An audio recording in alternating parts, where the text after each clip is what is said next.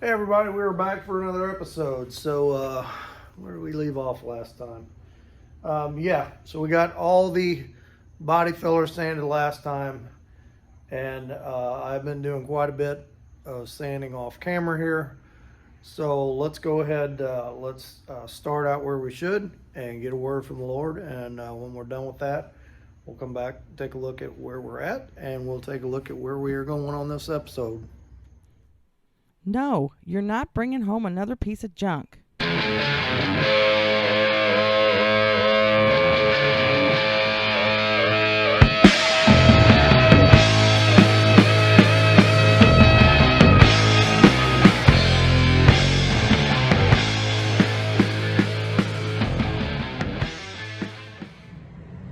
everybody, welcome back for another episode. So today, over the next few days, we're probably going to be getting some primer on this truck. That's kind of my goal, is to get the outside of this thing in primer. And then I don't know if I'm going to wet sand all that or dry sand it, finish sand it, get it ready for paint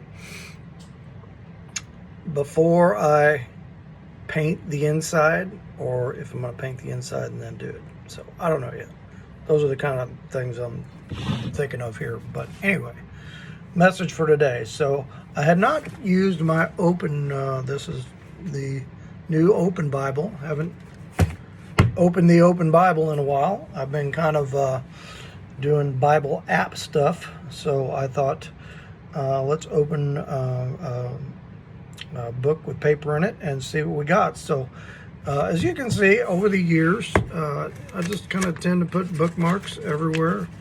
And I thought, man, I got a lot of bookmarks in this thing. Let's just pick one and open it up and see what it says. And where I opened up to was the book of Proverbs, where it talks about the different types of wisdom. And I read this and I thought this was really interesting. So I thought, let's share this. So it says, we tend to think of wisdom as being soundness of judgment or the right use of knowledge. But the Hebrew idea of wisdom is broader and deeper. It covers all of life. So wisdom, or hakma, the noun hakma is derived from the verb hakam, to be wise or to act wisely.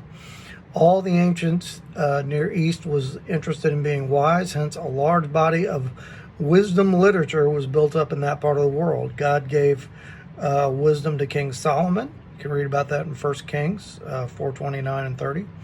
And he is the author of much of the Old Testament's wisdom literature.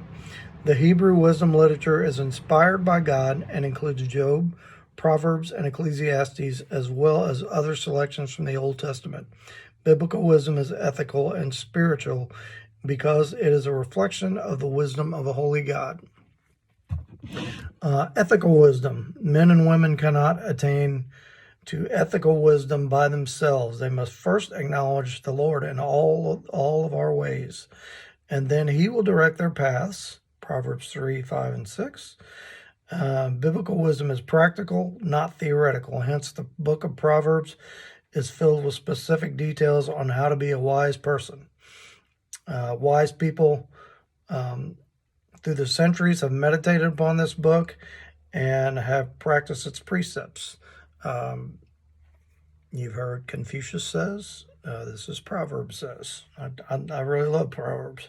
So since there are 31 days in the months and 31 chapters in this supreme book of everyday wisdom, it's a helpful discipline to read a chapter a day until, after years of study, one knows the book thoroughly. The creation around us is evident in God's wisdom, since it was by wisdom that he founded the earth. Proverbs 3:19. Chokmah is skill and intelligence. Daniel and his friends showed intelligence in every branch of wisdom, endowed with understanding and discerning knowledge. The context suggests more intellectual ability than our usual idea of wisdom, but even the former is from God and can be improved and developed with divine help. What we might call artistic talent or skill, the Hebrews call chokmah. So all you car folks out there, you have car chokmah. God filled Bezalel and Oholiab with skill, Hokmah, to perform every work of an engraver and of a designer and of an embroiderer. Talks about that in Exodus 35. God also filled Bezalel with the Spirit of God in wisdom, in understanding and knowledge. Then artistic designs in metal, wood, jewel cutting are listed. The spirit of wisdom was needed to design and saw the priestly vestments for Aaron and his sons. Military skill is also called Hokmah in Hebrew. And if you've ever read the description of the vestments, the description of the temple, the description of all the things inside the temple, and just the skill that it took to make those things, pretty awesome. The temple itself, all the curtains made of goat hair, and all the beads and all the embroidery. So quite a bit of skill. Wisdom is shrewdness. Some people are not wise in the Solomonic sense, or even gifted to build, sew, create works of art, or excel in physical combat. But they are clever or shrewd.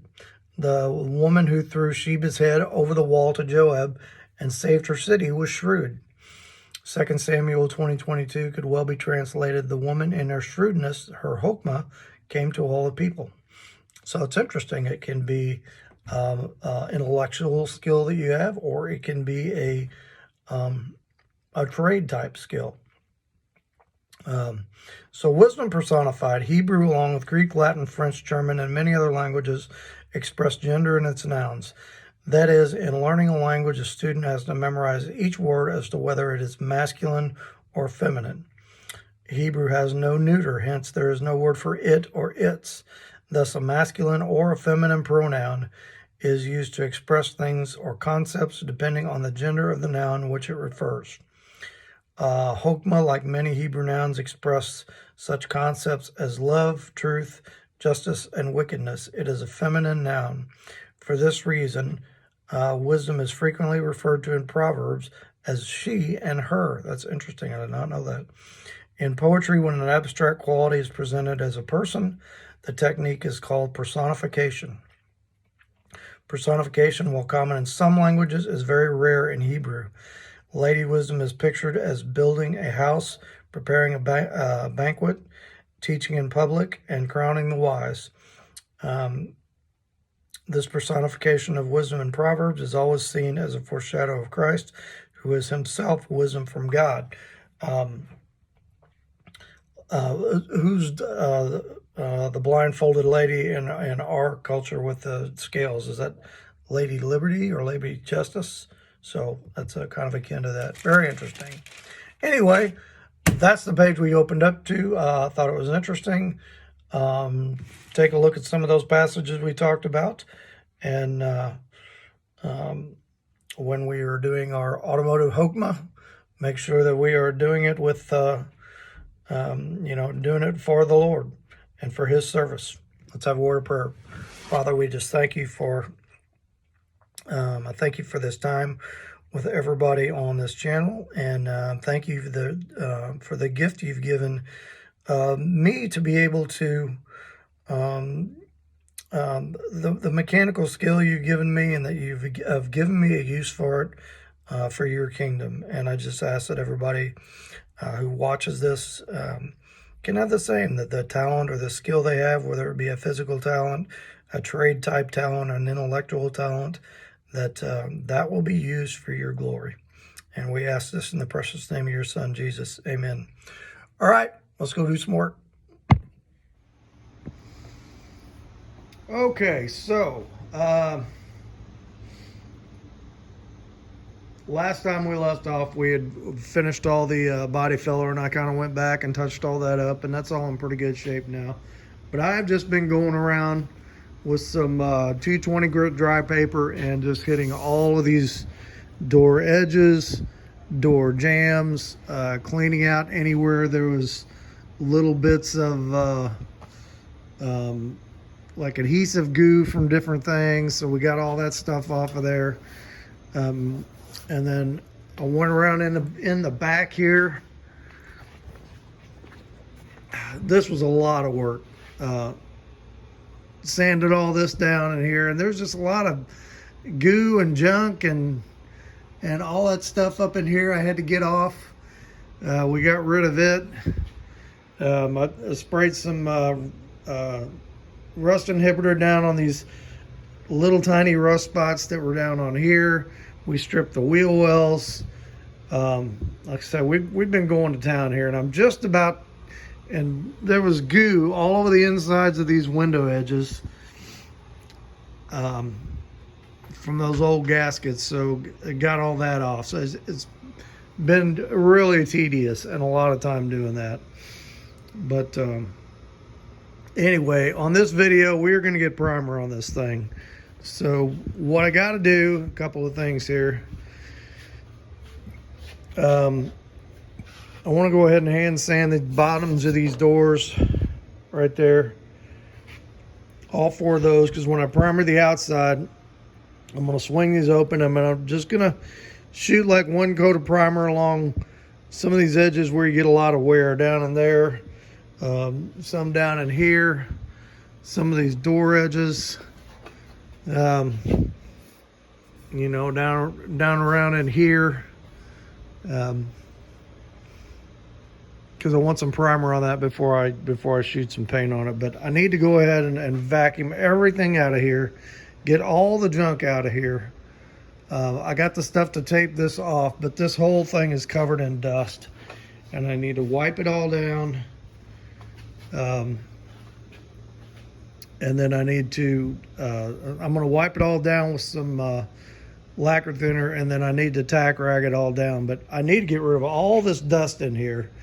And then I've got all these parts here that I don't want primer all over, so I got to cover all that in plastic. There's stuff on the other side. I'm going to move to this side so we don't get primer on it. And I kind of need to clean these benches off to be able to do this. So a lot of probably boring, uninteresting stuff, but I'm going to go ahead and do all of that stuff, get it done, and then come back, and we're going to push this out, vacuum the floor over here, and then we'll get this thing back in here and we'll start cleaning it up, and we'll start taping it. So let me get going on some of that stuff, and then we'll come back and take a look. All right, there's about 2 hours of cleaning, maybe more than that. And we cleaned off I had dust everywhere, just blew off and vacuumed off the workbenches, all the flat surfaces. I had a whole bunch of parts over there, Suburban parts that we restacked over there. So when we primer this thing, I'm going to cover all these stuff up with plastic because I don't want primer to get on that. But when I paint, I'll hang a plastic booth all around here for the primer. I'm not going to worry about it. But here's what we're going to use. I got it upside down so it'll settle. It's a U-pole, high build. There's a guy. I know a guy. There's a guy on YouTube, body guy. Gosh, what is his name? DIY Auto Body or DIY Auto School or something. I can't think of the guy's name. He's had several of it. He's got a bunch of bodywork videos on there. Really does a great job. He's got one of a couple of years old where he tried this primer on some old Mopar he was painting. DIY Auto School, I think that's the name of it. So look that up. And he was pretty happy with this stuff. So I think we're going to go ahead and try this. I got 2 gallons of this that I don't know if it's going to be enough or not. I'm going to do 3 coats of it on there of high build, and then wet sand it down. And then we're going to need a little bit on some spots on the inside. So I've got the truck outside. I'm going to go ahead. I picked up a bag of rags. I'm going to go ahead and take some lacquer thinner and some rags and just wipe this whole thing down. And then, like I said, it's got dust on it. And then I got a box of tack rags. We'll tack rag it all real good. And then there's a lot of taping to do on this thing. So I'm not going to show that while I'm wiping this down, but that's what I'm going to do next. I'll get it all wiped down, try to get as much dust off it as I can. and then we'll roll it back in here and see where we're going to go from there. I vacuumed out the whole inside, so we got lots of dust out of the inside. So that's where we're at. So back in a bit. All right, here's where we're stopping for tonight. So I've got this back in here. I wiped it down with lacquer thinner, and then we're trying a Bad Chad deal that I saw on his channel of using glass cleaner for a final wash. So after we wiped it down with lacquer thinner, I went around and kept changing my rags with clean rags and used glass cleaner and wiped the whole thing down, and that it really seemed to do a good job. So I'm gonna go over it with tack rags before we shoot tomorrow. So I got all the windows taped off. My pre-painted door jambs that we painted before taped off. I need to tape off the wheels, and I need to tape off the firewall and probably the dash. I don't want to get a bunch of primer on that dash. So, and once we get that done, we're gonna start shooting in here. I guess I got to get I got a big exhaust fan up there in the loft. We'll probably have to put it down and put it on that door so we can exhaust some fumes out of here. And I got to cover all this stuff up yet. So, all right, but that was several hours of work. I started around noon today, and it's 5:30. So tomorrow we finish taping and after church, and we're gonna blast some primer on this thing, see what it sounds like. Not what it sounds like, what it looks like. Okay, back at it tomorrow. Okay, so we've got everything taped off. I've got everything tack ragged off. I've got everything covered up. I've got my exhaust fan over there ready to go. So what I'm gonna do first is I'm gonna paint the bottoms of these doors. Just because the paint is really thin on there. They didn't put much paint on there because it had the full door panel. So I'm gonna put a little primer there. There's some wear spots like down here on the step, up around here. So what I'm saying is I'm not gonna like completely primer the entire door jamb because there's some spots it's gonna be fine to paint over. So we'll just hit the spots we want to, and then we'll sand all that out before we put the color on it. So what I'm gonna do first is do these spots and around the doors in the back. And I'm going to let that dry for 20 minutes or so, and then we'll go ahead and close the doors, and then we'll do the outside. So let me get some paint mixed up, and we'll take a look here.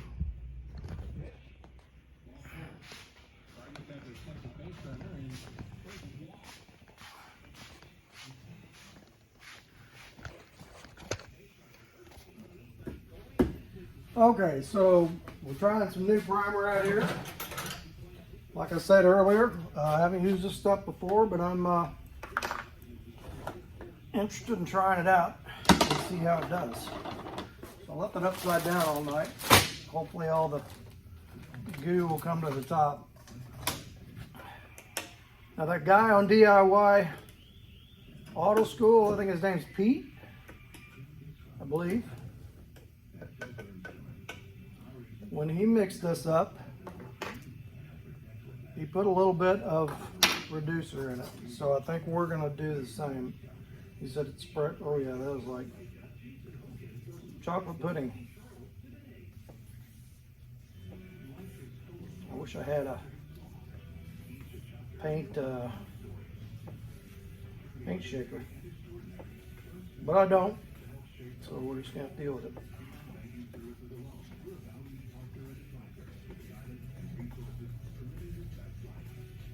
I thought about putting it upside down would make that mix up better. Did not. Whew, that's some strong stuff. Get that fan going pretty soon here.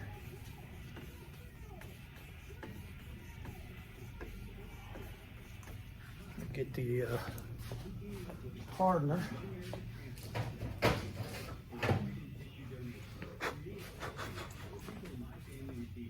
Uses the same hardener as they use for their clear, because I had some when I did that metal truck. I sprayed some of that U-Pol clear on there, and same hardener, so we'll use that up.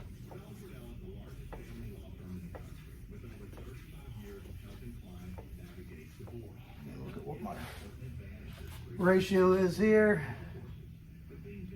So we want to go, it's 4-to-1.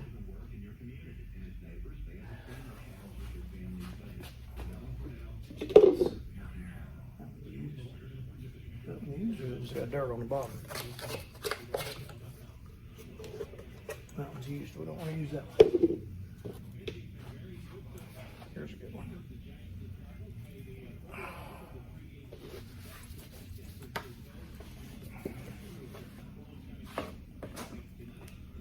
I'm going to keep stirring here a little bit. So if we do 4-to-1, we're going to mix up. So we mix 12. 4 times 4 is 16. So that'd be 20 ounces. And then 10% of 20 ounces would be 2 ounces. Is that right? Yeah. 2 ounces of urethane, so 22 ounces. Or 2 ounces of reducer. So 22 ounces.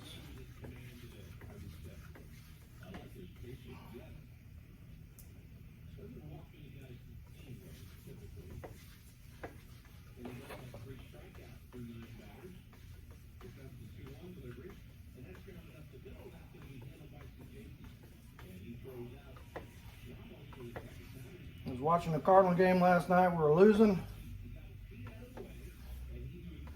I stayed awake all the way to the top of the 9th inning, and I figured it was over, and I went to bed, and they won at the bottom of the 9th. When you figure, now we got something going. Now we got something going.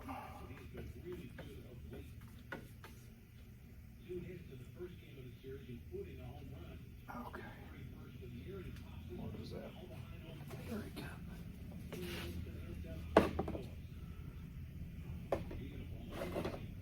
So we're going to go 16.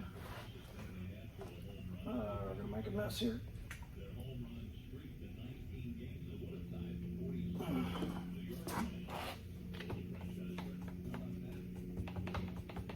Yeah. Pretty good.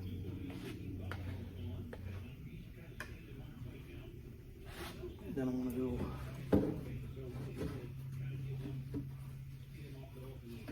2 ounces of reducer. It'll take us to 18. And then 4 ounces of hardener would be 19, 20, 21, 22.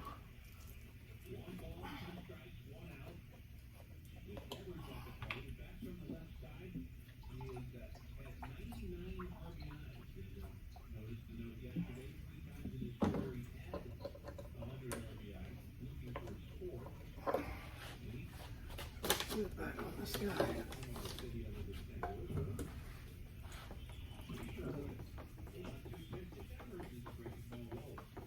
Yeah, that looks sprayable.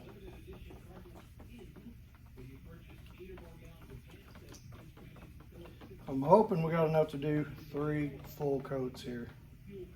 We're gonna find out. All right, let me get my exhaust fan turned on, and we'll fire this thing up.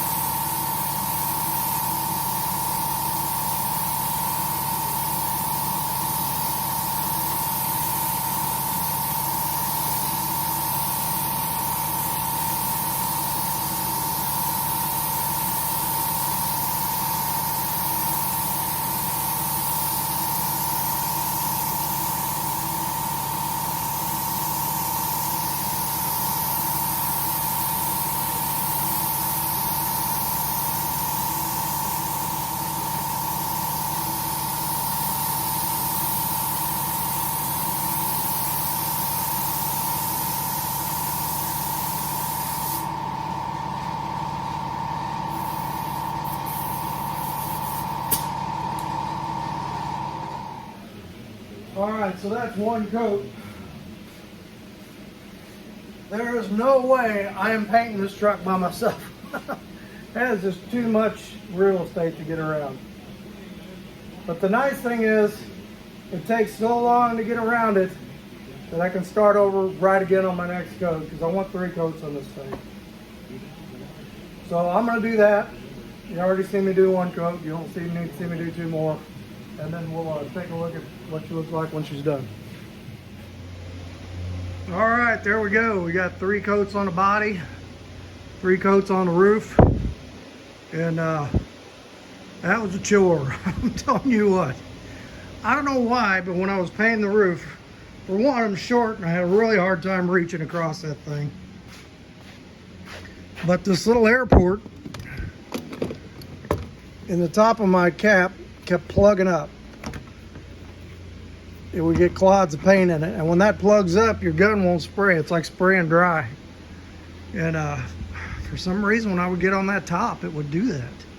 So I got 3 coats up there, but it's definitely going to need some sanding. I'm glad nobody will see it there when it's done. And then there's a few spots on my bodywork that once you get primer on it, you can see them that you need to go back over. Right here, I need to go back over. And there's little dings in this door. I did not see those in there. Just like little parking lot dings. I thought we may be able to use that spot putty or glazing putty and fix those. But that's kind of a, we're gonna have to go back over that pretty good and figure out what to do with that. The rest of it looks pretty good. This quarter looks good. We did a lot of work down there. These look good. We did quite a bit of work there. Got a little bit of touch up I need to do there. This quarter looks, right there. A little spot I need to fix. The rest of it looks good. So I'm happy for as much real estate as it is.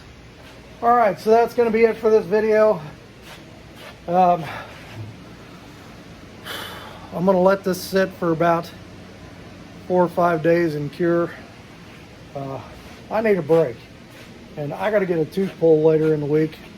So I think I'm going to take a little garage break. I don't know if there'll be a video out next week or not. We're just going to sit here and let this dry and give my old back some rest. So make sure you hit like, you hit subscribe, leave a comment, and we will catch you on the next one probably in a couple of weeks.